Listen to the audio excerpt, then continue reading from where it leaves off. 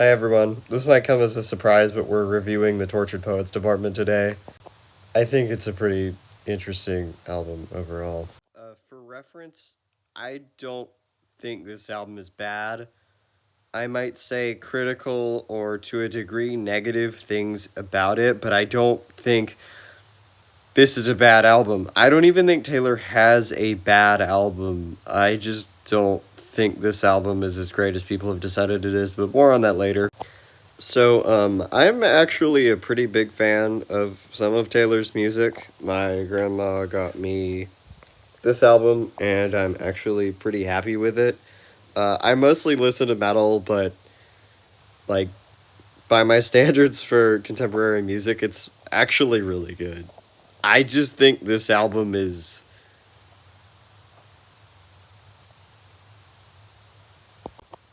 So, what I wanted to say there, but I kind of lost my train of thought, was that I don't think Taylor has an album that's worse than a 7 out of 10, but I also don't think she has an album that's better than an 8 out of 10.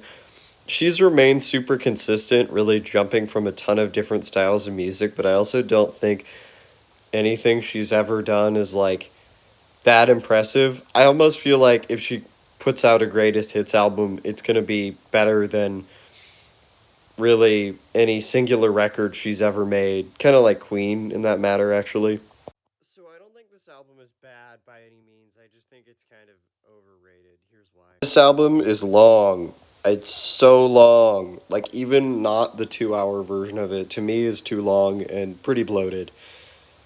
I remember my grandmother, who I've already mentioned, who's a huge fan of Taylor and just like a lot of different types of music, was saying like, what are the catchy songs on it? I'm like, there aren't any. It's not actually that good. It's not terrible. It's a solid album. There are standouts like the title track, Fortnite. Like there's bangers on this album. It just I don't think like people have decided this is her best work, and as a larger extent, one of the best albums made all year, and I think that's obscene. This is what I consider to be the most overrated album in the entire spectrum of my life. When this album is 2 years old, nobody will care about it at all. In 2026, this album might as well not exist because there's no